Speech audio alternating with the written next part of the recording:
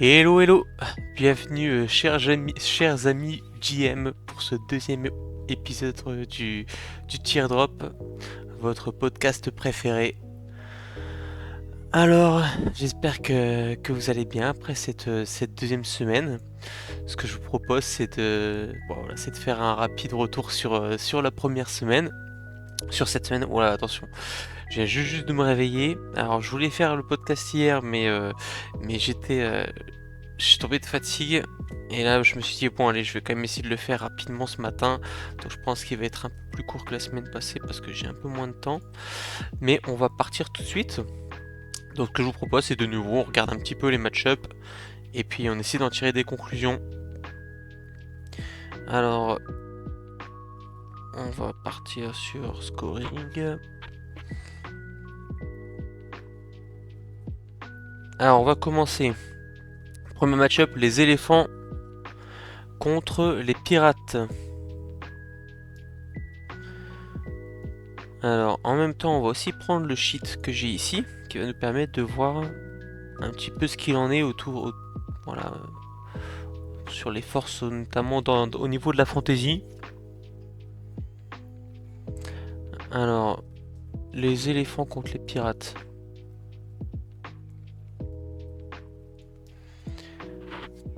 Donc ce qu'on voit, bon au final c'est quand même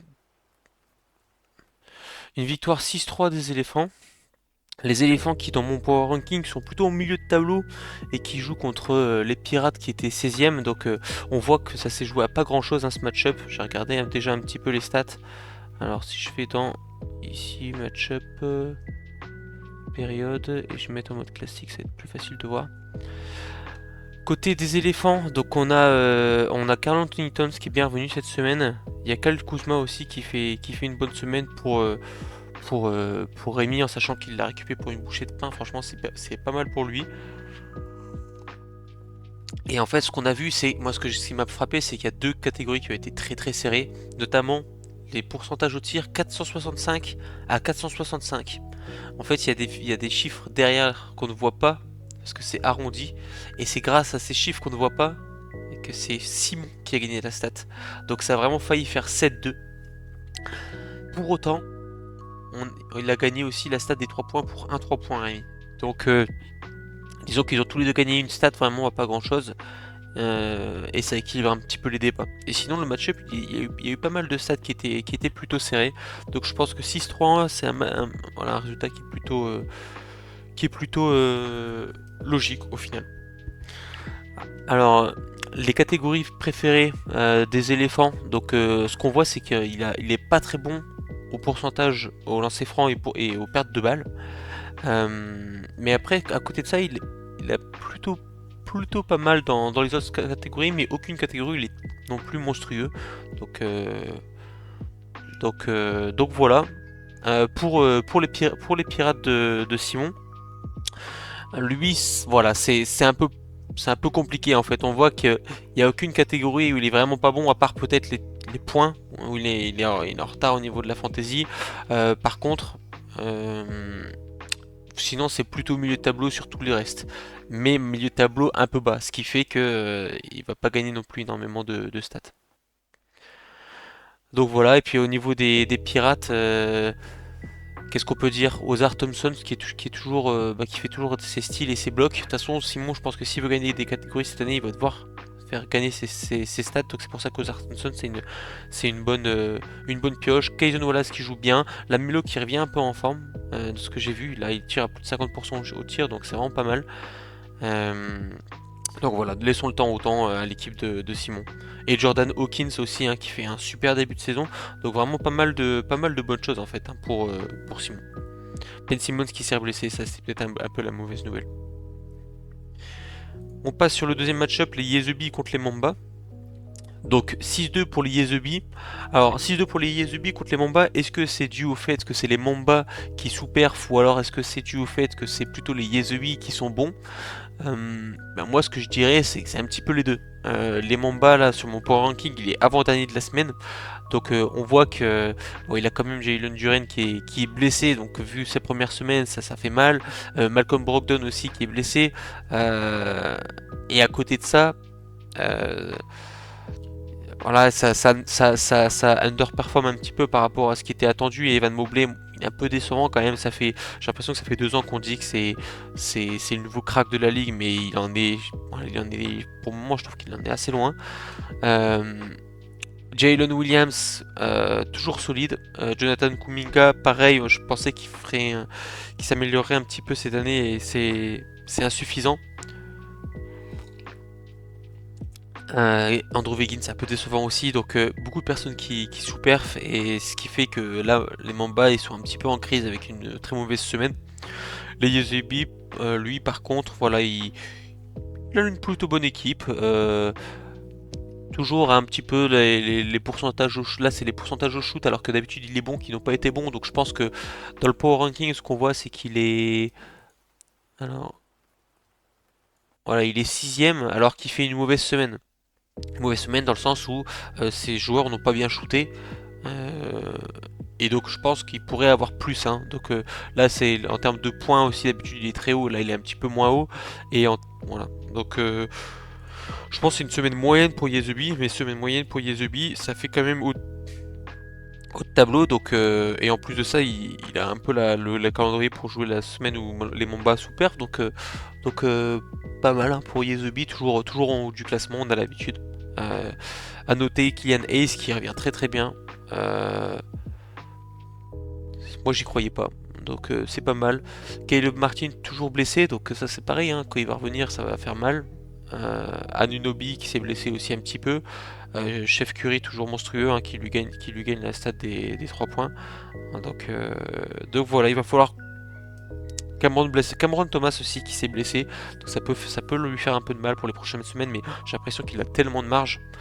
Moi, le pic Cameron Thomas, je l'avais pas vu, et j'ai l'impression que c'est ce qui le fait passer pour moi à l'époque, je le voyais plutôt entre la quatrième et la sixième place, mais en fait maintenant je le vois de nouveau dans le top 3 quoi. Donc les Yezubi qui confirment par rapport à l'an passé. Euh, voilà, maintenant on va falloir penser un peu plus long terme, une fois que la place des playoffs sera sécurisée, commencer déjà à préparer peut-être les playoffs s'il veut vraiment gagner le titre. Ah bon, c'est que la deuxième semaine, hein. Troisième match-up, les Showman contre les singes savants. Donc les Showman contre les singes savants, ça c'est le match-up de la semaine, hein. C'était le duel de mastodonte. On avait,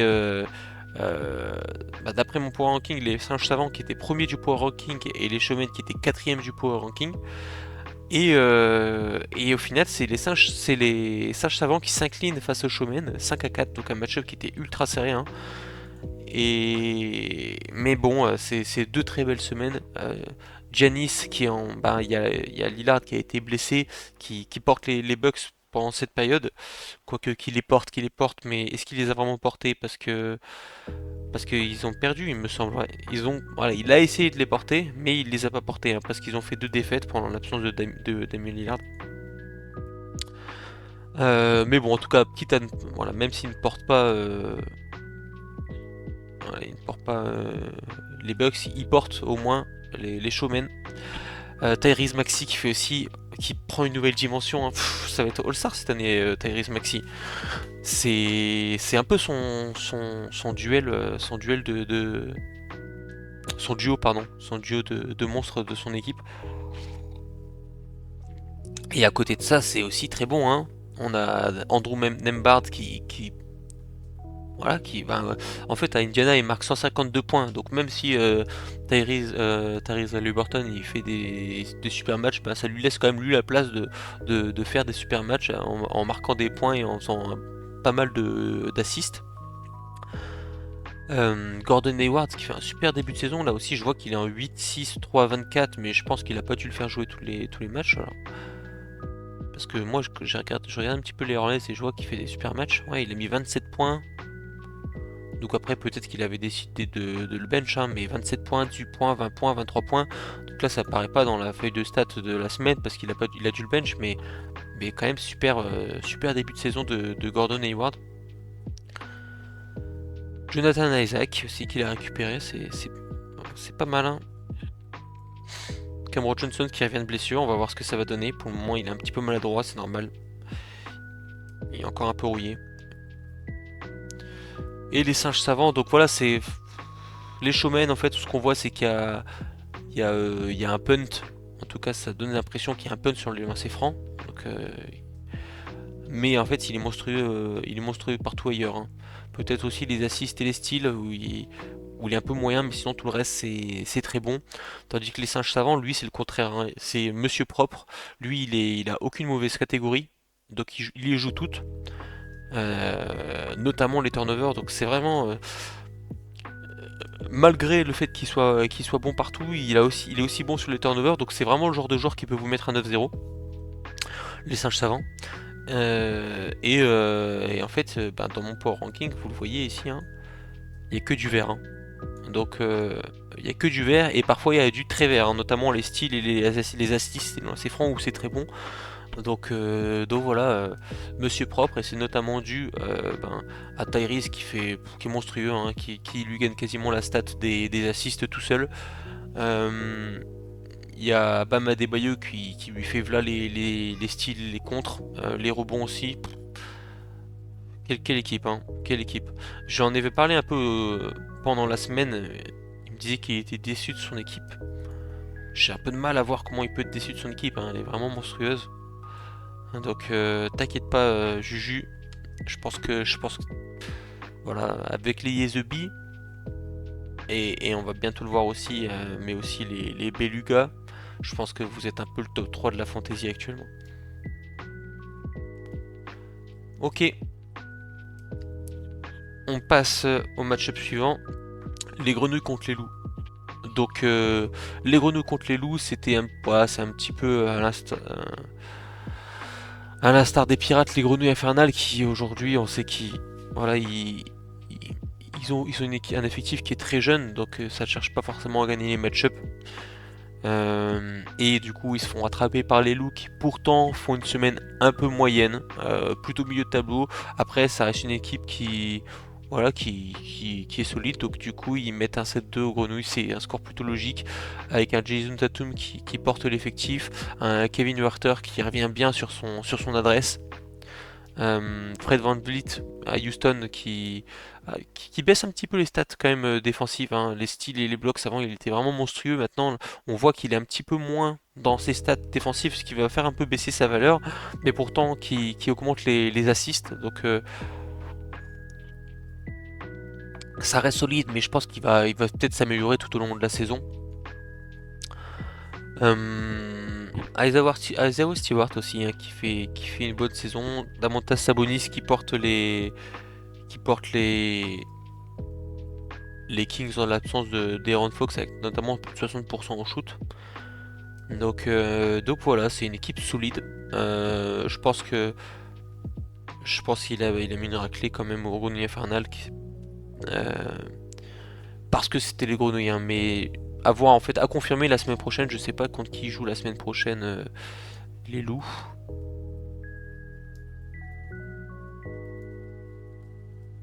Alors les loups.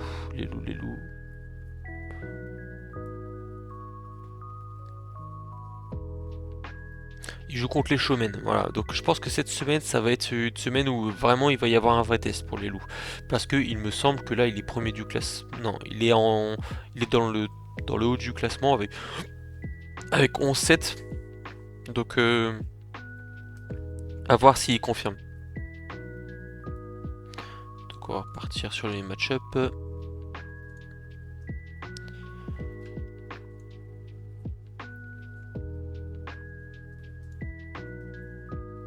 On passe sur le prochain match-up, donc les Dinos contre les Guns.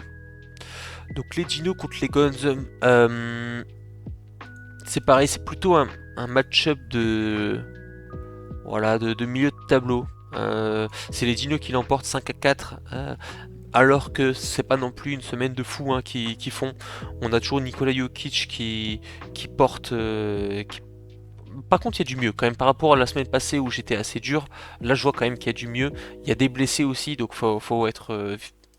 Voilà, faut aussi comprendre que les blessures, ça joue beaucoup sur la performance de l'équipe. Mais Nikola Jokic, toujours au top.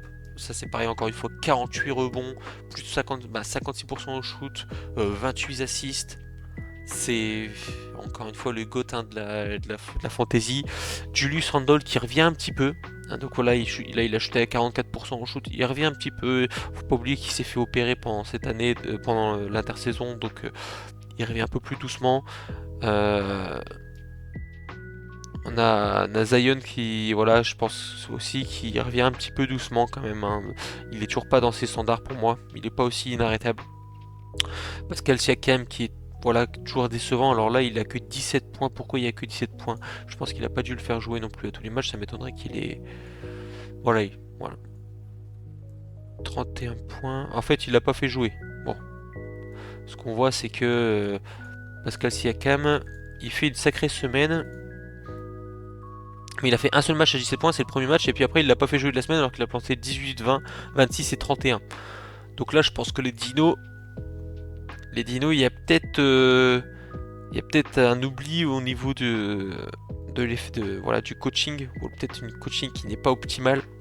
Donc je t'invite François à bien, bien regarder ton équipe, hein, parce que là c'est un peu une. Voilà, je pense que du coup la performance de tes joueurs, je peux pas trop l'analyser parce que je suis pas certain que t'aies toujours mis les meilleurs joueurs de ton équipe. Euh, voilà. Et les Guns. euh, donc les Guns. Spencer Dinwiddie qui est vraiment pas bon au shoot, hein. Je pense que ça va s'améliorer, mais c'est un peu tout Brooklyn, hein. J'ai regardé un match de Brooklyn, c'était vraiment dégueulasse. Cameron Johnson, Spencer Dinwiddie, Michael Bridges, les trois, c'est vraiment pas beau. Mais à côté de ça, voilà, c'est quelqu'un qui participe toujours avec ses notes. Il fait notamment des rebonds et des passes, donc je pense qu'il va quand même s'améliorer. Benedict Mathurin qui prend un vrai rôle cette année à Indiana. Indiana qui fait plaisir à voir, hein. Kawhi Leonard, je pense que ça va un peu baisser quand même avec l'arrivée de James Harden. Je me demande ce qui va se passer aux Clippers. Paolo Banchero qui fait un super début de saison. Jimmy Butler, bon comme d'habitude, hein, lui il joue que pour un playoff, donc j'ai l'impression qu'en fantasy c'est pas non plus la folie. Jonas Valanciunas, toujours très solide. En fait, voilà, c'est l'équipe qui est plutôt solide, mais il peut pas trop compter sur certaines personnes qui devraient compter, comme Jimmy Butler, Spencer Dinwiddie. Euh, donc voilà, Jabari Smith aussi, que je pense qu'il va monter en puissance tout au long de la saison. Brandon Miller, pareil. Aaron Gordon. Voilà, je pense que. Et Scotty Barnes. Alors, Scotty Barnes, 24 points. Là, c'est pareil. C'est pareil, 24 points, c'était que le premier match, hein. Après, il a mis 30 points, 14, 10, 19, alors que c'est un des meilleurs joueurs de Vincent. Donc en fait, les Gino et Vincent et les Guns qui se sont dit, les gars, franchement, tu sais quoi, on fait juste Start Active Player, et puis on voit ce que ça donne. Et ils se sont donné le mot, et puis ils l'ont joué fair play comme ça, bravo à eux. Donc c'est fair play au moins. Les bûcherons contre les lions de mer, donc 5-4 pour les bûcherons. Alors, les bûcherons qui font une perf à 7ème sur la semaine, c'est pas mal. Et contre les lions de mer qui font avant-dernier, donc là je pense que les lions de mer ils ont vraiment limité la casse. Euh, à noter donc Trae Young toujours en panne d'adresse. Ah, ça va s'améliorer, hein, mais malheureusement euh, les bûcherons en fait ils ont pas mal de blessures et ça va leur faire mal, je pense. Il faut penser un peu aux 300 de l'an passé où ils avaient une bonne équipe. Ils n'ont pas eu de chance sur les premiers match-up. Après, il y a eu pas mal de blessures. Donc Tyler Hero blessé, Trae Young apparemment qui est aussi blessé, Kelly Oubre qui est blessé, Larry Nance qui est blessé, LeBron James qui est blessé. Ça fait beaucoup de blessures. Donc là, je pense qu'il va falloir un peu tanker, essayer de limiter la casse pendant les prochaines semaines où il y aura toutes ces blessures, et puis essayer de revenir un peu plus tard. À côté de ça, il y a les Lions de mer, voilà, qui fait quand même plutôt au début de saison, hein. Ils perdent 2 fois 5-4 alors qu'on pensait qu'ils seraient dans les bas-fonds du classement, avec une équipe qui est très jeune, hein. Donc DeAndre Ayton, là il marque 30 points sur la semaine, ça me paraît aussi un peu faible. Ouais, il l'a fait jouer. 30 points, il l'a pas fait toujours jouer. C'est peut-être un choix. Derek Lively, Super début de saison. En tout cas, je sais pas si en termes de fantasy c'est super, mais c'est super dans la NBA, donc ça va forcément s'améliorer. Tobias Harris qui est, je crois, top 30. Donc voilà, c'est John Johnson qui est blessé apparemment. Donc c'est... Voilà, je pense que c'est un peu juste quand même en termes d'effectifs. Il va falloir donner le temps, mais ça dépasse un peu les espérances, donc ça c'est de bon augure.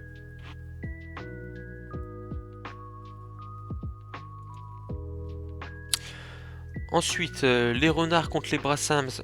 Euh, donc les renards qui rebondissent après leur première très mauvaise semaine. Donc ça permet de voir quand même aussi que quand on fait des mauvaises semaines, ça peut pas non plus tout dire, hein. Là, les renards qui sont 5ème du Power Ranking, donc c'est vraiment pas mal. Avec notamment une belle performance, notamment aux points et aux 3 points. Donc et au pourcentage au tir, donc ça c'est assez étonnant. Il marque beaucoup de 3 points, mais aussi un très bon pourcentage au tir. Donc c'est notamment Isaiah Joe et Sam Hauser qui ont planté pour lui cette semaine. Donc là, je vois qu'il en a parlé un petit peu au réveil Saint-Martin cette nuit. Il dit que c'est un sniper. Ben, effectivement, hein, il te porte bien aussi sur cette stat. Et en plus de ça, même sur les pourcentages au tir, donc c'est pas mal du tout. Anthony Edwards, toujours monstrueux. Brandon Graham qui est solide. Peut-être toujours un peu. Voilà, il y a moins de stats défensifs qu'avant, donc je pense qu'il va peut-être aussi s'améliorer de ce point de vue-là. Et Shai, 141 points, donc on a quand même un trio qui porte son équipe. Faut espérer qu'il ne se blesse pas. Voilà, je pense que c'est un petit peu comme les 300. Quand ton effectif repose trop sur certains joueurs, le problème c'est que tu es vite sujet aux blessures. Donc on va pas lui porter la poisse, à part peut-être cette semaine, hein, parce que c'est moi qui joue contre les renards. Mais, mais voilà, un bon trio.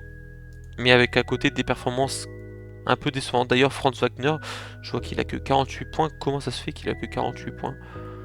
Ouais, ben, peut-être pas tant de matchs que ça et au final un peu de sous-performance.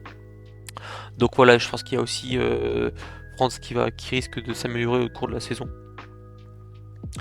Contre les Brassams, bon, qui se sont bien battus, hein, les Brassams plutôt milieu de classement sur le Power Ranking. Là, le retour de James Harden qui peut lui faire du bien. Donc c'est vrai que c'est un peu compliqué pour lui aux Clippers, mais pourtant en fantasy ça reste pas mal, hein, avec un très bon pourcentage au lancer franc, pourcentage correct, des rebonds, des assists, des steals. Donc ça reste correct. Je pense qu'il faudrait qu'il prenne un peu plus peut-être qu'il va prendre le lead du banc, hein. Peut-être qu'il va rentrer en 6ème homme bientôt, vu que ça se passe mal aux Clippers, et qui va porter le banc. Ce serait peut-être une bonne nouvelle pour les Brassams, parce que là c'est vrai que ça manque encore un petit peu de points. On sent qu'il manque un peu d'agressivité. Jordan Poole qui franchement à Washington n'est vraiment pas très propre, hein, avec beaucoup de turnover et un mauvais pourcentage au tir. Et Joel Embiid, apparemment qu'il a bench le dimanche. Donc voilà, ça fait pas mal de joueurs là que je vois qui bench leur star player. Je pense que c'est pas mal d'inattention ou peut-être même de manque de motivation. Pas sûr que tout le monde fasse très attention pour le moment. Donc ça profite à leurs opposants, en espérant que ça ne vous joue pas trop de tours. Moi je sais que j'essaie en général de faire quand même l'équipe. Début de semaine, je fais Start Active Player et puis après je regarde un petit peu pour tous les jours de la semaine. Si c'est cohérent, je mets au moins les gros noms pour chaque jour et puis après au jour par jour, je fais un peu de modification. N'hésitez pas quand même à challenger un peu le bouton automatique parce qu'il ne met pas toujours les meilleurs joueurs. Après c'est toujours mieux de faire ça que de rien faire forcément. Et Nicolas Claxton qui n'a pas joué de la semaine. Alors il n'a pas joué de la semaine, pourquoi? Il était blessé. Voilà, il était blessé et là il est revenu et il a fait un match de fou, hein. Moi en tout cas j'ai regardé, j'ai vu qu'il a fait 4 contre, 13 rebonds. C'était contre Washington, donc c'est vraiment pas mal et je pense qu'il va lui faire du bien au Brassams. Parce qu'il va notamment lui faire du bien au niveau des contres. Voilà. Et on part sur l'avant-dernier match-up, donc les 300 contre les Belugas. Donc, victoire des Belugas 7-2 avec, avec Julien qui rage un petit peu dans le Discord. Après les félicitations de Beluga, j'avoue que quand tu gagnes à 7-2, je pense qu'il vaut mieux trash talk plutôt que féliciter son adversaire. Chez les Beluga, donc on a toujours Luka Doncic qui est royal, hein. Il tire à 58% sur la semaine, 84% au lancer, alors que d'habitude c'est un de ses points faibles.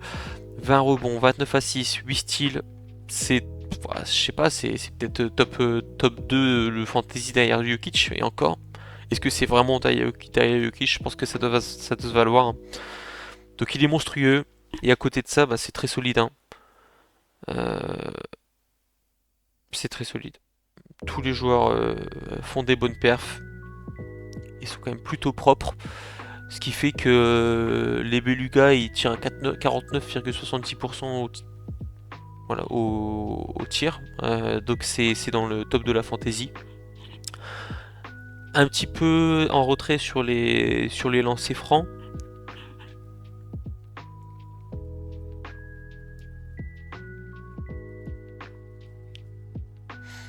Et à côté de ça, voilà, il est deuxième sur le power ranking, donc c'est la deuxième plus belle performance. Et en fait, on voit qu'il est un petit peu en retrait sur les lancers francs, mais en fait, il détruit les pourcentages au tir, il détruit les 3 points, il détruit les assists, il détruit les steals, il détruit les blocs. Alors moi, comme je vous disais la semaine passée, je trouve que les steals et les blocs, c'est vraiment la stat qui vous donne des points. Ben, en fait, c'est vraiment une stat qui est plutôt fiable.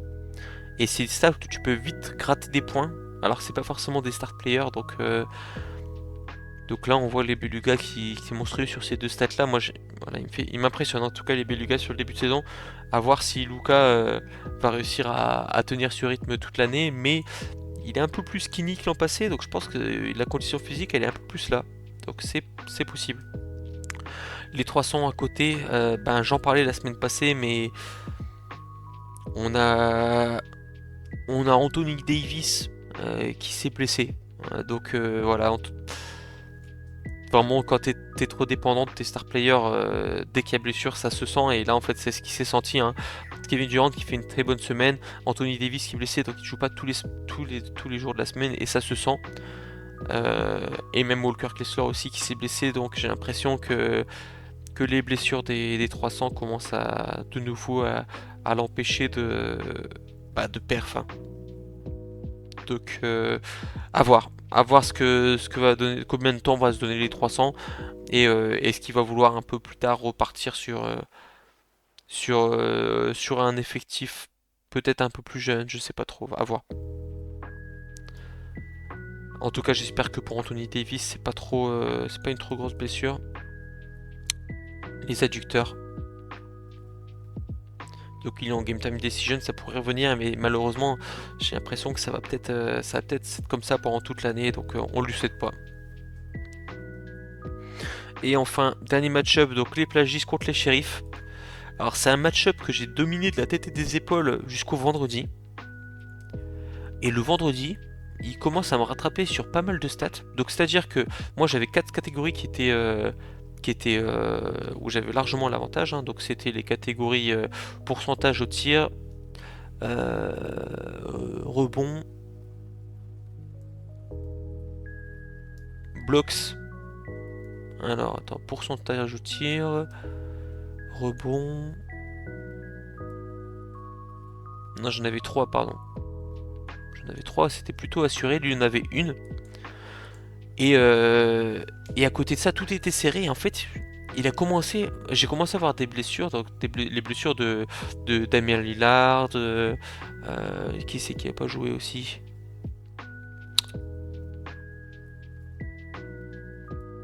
Markel Fultz, ouais. Je crois que c'est ça. Aussi un petit peu d'underperf. Il commence à me rattraper sur les catégories. Et en fait, moi, le dimanche soir, je me suis vu perdre le match-up. Franchement, il commençait à me rattraper sur tout. Et en fait, toutes les catégories séries, il commençait à me passer devant.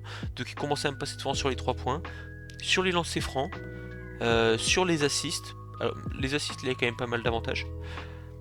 Et les steals. Et en fait, je me dis, mais c'est pas possible, je vais finir par perdre ce match-up 5-4. Et, euh, et au final, match monstrueux de Bilal Koulibaly qui me sort 4 steals le dimanche soir.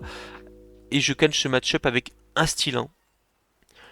Non, avec 2 styles. Donc c'est grâce à Bilal, hein. Bilal que je pensais mettre sur le banc et au final j'ai voulu trust le petit et, et ça m'a fait du bien. Donc et les 3 points, égalité sur les 3 points. Donc je finis par gagner le match-up 5,5 à 3,5. Franchement j'ai bien sué.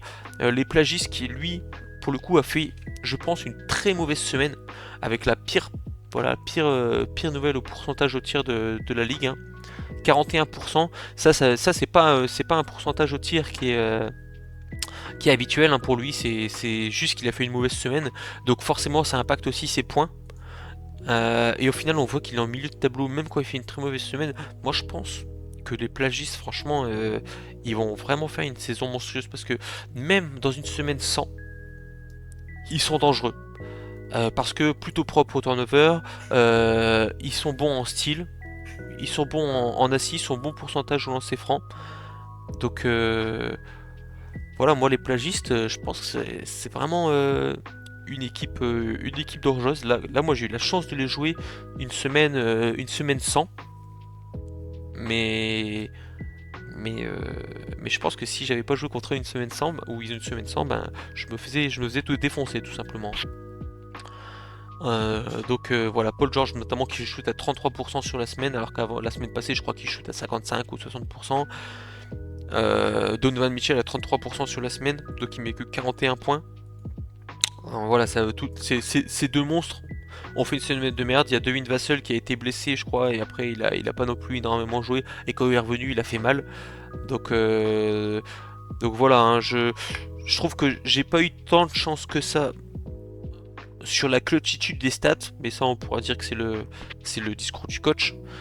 Par contre, sur la sous-perf, je compte clairement un plagiste qui sous-perf et peut-être, moi je sens que ça a été une des plus mauvaises semaines de l'année, hein. Là il est à 4,24 sur le Power Ranking. On verra tout au long de l'année, hein. Mais je pense qu'il sera rarement en dessous de la moyenne. Et moi, ben, j'ai eu pas mal de blessures aussi, mine de rien. J'ai eu Damien Lillard, Fultz, qui m'ont fait mal.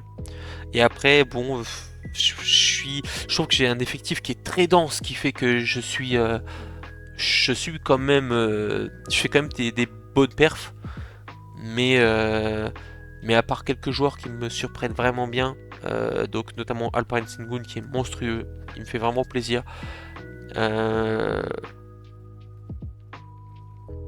Bilal qui commence à bien revenir, Chet Holmgren aussi qui est vraiment solide même s'il a un peu baissé au pourcentage shoot cette année, Mark Williams qui me fait voilà qui me fait une perf à 21 points, 24 rebonds cette semaine, ça fait vraiment plaisir.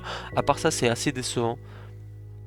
Il y a Kyrie qui commence à revenir donc ça fait plaisir mais voilà Damien Lillard très décevant. En plus qui se blesse, Michael Bridges qui me déçoit un peu, hein, il est moins fort dans les stats défensifs qu'avant. Donc voilà, j'essaie de me rassurer aussi en me disant bah voilà que je suis un peu déçu, même Victor Wembanyama qui bon je vais quand même pas non plus être trop exigeant, hein, c'est son année rookie mais qui tire à 39% au tir. J'ai l'impression qu'il est meilleur en fantasy qu'il ne l'est en vrai. C'est vrai qu'on parle énormément de Victor mais moi je trouve quand même je sais pas si c'est lui ou si c'est les Spurs mais c'est bon c'est pas non plus la folie, hein, la folie je trouve. Mais ça va laisser de la marge de progression et voilà c'est vrai que ça laisse une certaine marge de progression à toute mon équipe. C'est ce que j'essaie de me rassurer en me disant ça, qui fait que je vais pouvoir peut-être encore m'améliorer. Mais c'est vrai que mes star players, notamment Damian Lillard, Michael Bridges, euh, voilà, et Victor, même Keegan, hein, même s'il commence à bien revenir, voilà, ceux que je pensais bien établis, ils me déçoivent un petit peu. Et Markel Fultz qui se plaise pas mal. Moi qui l'ai trade contre Jonas Valanciunas, je commence à m'en mordre les doigts, hein. Ça fait que 2 semaines qu'on joue. Et en fait, il est déjà beaucoup blessé. Alors que c'était un injury prone, j'en ai parlé pendant l'intersaison, je me suis fait plaisir en le récupérant. Et puis même le test de l'œil, on va dire, je le trouve un peu en surpoids. En tout cas, je trouve que c'est un joueur qui doit être un peu dynamique, flashy, et je le trouve un petit peu, voilà, pas aussi bon que ce que je pensais qu'il serait. un peu mou en fait, voilà. Et il fait pas de différence, donc voilà, on va voir ce que ça va donner. J'espère qu'il va revenir, mais je suis un peu déçu. Donc voilà, je gagne 5-1 et 5,5 à 3,5 et on va partir maintenant sur le classement. Donc le classement, on voit que le top 8 c'est les belugas, les éléphants, les yézebis, les loups, les singes savants, les plagistes, les shérifs et les brassams. Donc au final, je trouve que ce top 8 il est plutôt cohérent par rapport aux forces en présence. Notamment, je trouve les belugas, les yézebis, les singes savants, et puis on va dire moi les shérifs, ainsi que les plagistes. Je trouve que c'est les plus belles impressions du début de saison. On a aussi les éléphants, je pense, qui est aussi très solide. Donc je pense que deuxième, c'est un petit peu haut pour le moment. Alors, je vais prendre un peu pour ranking pour comparer. Mais voilà, moi je le vois un peu plus dans les 7-8. Donc c'est pas mal. Celui que je trouve qui surperf pour le moment, c'est les loups. Donc les loups qui est dans le top 4, qui est en 11-7. J'attends de voir la confirmation. Et notamment contre les showmen. Et justement, je pense que les showmen ici, je pense que eux ils sous-perf. Donc je pense qu'ils vont remonter. Je pense que dans ceux qui vont remonter aussi, il y a peut-être les renards. euh, à condition qu'ils restent en bonne santé. Après, il n'y a pas de raison. Hein, lui, son trio, c'est plutôt des jeunes joueurs. Donc il n'y a pas non plus de raison qu'ils se blessent. Euh, mais voilà, je pense que les bûcherons, malheureusement, je les aurais vus aussi un petit peu plus haut. Mais là, avec les blessures, je pense que ça va être très compliqué. Hein. Je pense que ça va être très compliqué de remonter. Et puis après, les autres, je pense que ça va être en fonction des semaines. Hein. Peut-être que ça va commencer à monter en puissance. Euh, donc les brasses, quand je dis ça, je pense aux Brassams, aux Dino, les Guns, voilà les 300 aussi. Hein. Donc voilà, je pense que voilà, 2 premières semaines qui sont super intéressantes. Et puis moi je vais vous laisser là. On va regarder peut-être très rapidement les match-ups pour cette semaine. Donc je fais ça la première nuit, donc on va pouvoir voir l'avantage, comment dire, le score. Donc les shérifs contre les renards, duel fratricide. Un bon test je pense pour tous les deux. Euh, les belugas contre les grenouilles, donc là je pense que de nouveau les belugas vont asseoir leur première place. Les guns contre les brassams. Donc voilà, hein. Bah, déjà je peux voir là, mais il leur on regarde, hein, en moyenne c'est 45 matchs. 45 matchs pour toutes les équipes. Et on voit les Guns 24 et 25 matchs. Donc j'ai l'impression que les Guns et les Brassams, vous avez pas fait votre équipe. Ben les gars, faites au moins Start Active Player quoi. Les Lions contre les plagistes. Donc là ça fait 9-0 pour les plagistes. Aïe aïe aïe. Voilà, je pense que les plagistes ils vont avoir ça veut rien dire hein, le premier match. Surtout qu'il y a 0 match pour les Lions de mer. En effet, il y a deux blessures sur son premier match, donc ça explique le 9-0. Donc, ensuite, les loups contre les showmen. Donc voilà, une première journée apparemment à 7 matchs pour les loups contre 2 contre les showmen, donc ça explique le score. Mais moi je vois plutôt les showmen. Les mambas contre les bûcherons. Donc là je pense que les mambas ils vont se refaire un peu de poil de la bête avec toutes les blessures chez les bûcherons. Les pirates contre les yézebis. Là les yézebis je pense qu'aussi ils vont asseoir leur top 3 sûrement. Les singes savants contre les dinos, je vois plutôt une victoire des singes savants. Et les éléphants contre les 300, plutôt les éléphants. Voilà. Sur ce, je vous laisse, je vous souhaite une très bonne journée et à plus.